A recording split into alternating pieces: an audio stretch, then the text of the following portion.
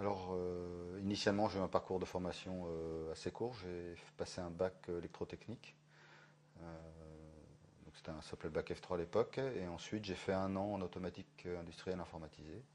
Et puis, je suis parti travailler, puisque à l'époque, j'avais pas vraiment l'opportunité de continuer mes études.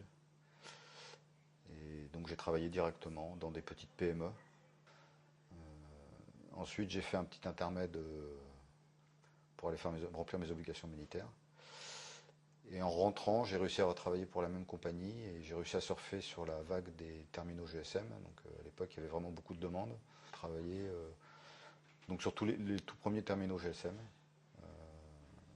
en tant que responsable. Au début en tant que simple développeur et après je pilotais des équipes d'ingénieurs pour développer tous les logiciels, donc tout ce qui était le logiciel temps réel à ces couches basses.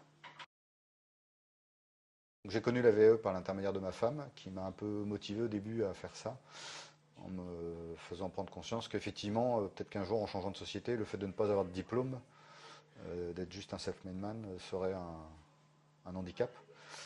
Et donc, je me suis lancé dans la VAE suite à ses conseils. Donc, j'ai d'abord entamé une VAE pour passer le BTS. Et l'année suivante, donc après le BTS, j'ai entamé la démarche pour passer la VAE ingénieur. Alors mon parcours de VAE, j'ai pris les renseignements au début sur le site du CRIVA. Et puis je suis venu voir les personnes qui s'occupaient de cette VAE pour parler de toutes les phases de la VAE, sachant que dans l'absolu, il peut y en avoir trois. Donc il y a le dossier phase 1, dossier phase 2, et éventuellement un complément de formation si on n'a pas toutes les unités de valeur. Et donc ensuite j'ai préparé mon dossier de phase 1 que j'ai soumis à plusieurs écoles, dont l'ENSEIT et l'INSA. Et j'avais un avis favorable pour deux spécialités à l'INSA. Donc ensuite, j'ai eu un référent à l'INSA, donc c'était le responsable des formations continues. Il y a eu un référent de la spécialité qui a été nommé pour donc avoir des rendez-vous pédagogiques.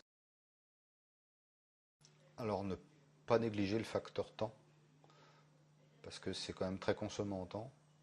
Enfin, il faut être assez concentré, donc c'est-à-dire qu'il faut pas te déranger autour. C'est-à-dire que je pense pas, c'est pas des choses qu'on peut faire pendant que quelqu'un regarde la télé à côté ou pendant qu'il y a une animation à côté. Il y a quand même des moments où il faut se réserver des vrais moments où on peut travailler pour soi. Il faut quand même partager le travail qu'on fait avec d'autres gens pour avoir un regard extérieur. Donc éventuellement des gens du métier ou des gens qui ont déjà un diplôme, ça peut beaucoup aider. Une bonne démarche analytique, il faut vraiment analyser tout ce qu'il y a je pense, dans les unités de valeur du diplôme. Il ne faut pas hésiter à essayer de comprendre ce que chaque unité de valeur dit et pour savoir transposer ce qu'on a fait dans. Est-ce qu'on peut transposer quelque chose qu'on a fait dans sa carrière sur une matière, parce que c'est quand même des référentiels scolaires. Après, on évolue. C'est un point de départ dans la vie de quelqu'un, et nous, on n'est plus vraiment au point de départ. Donc, il faut arriver à faire la transposition. Ça, c'est pas forcément évident.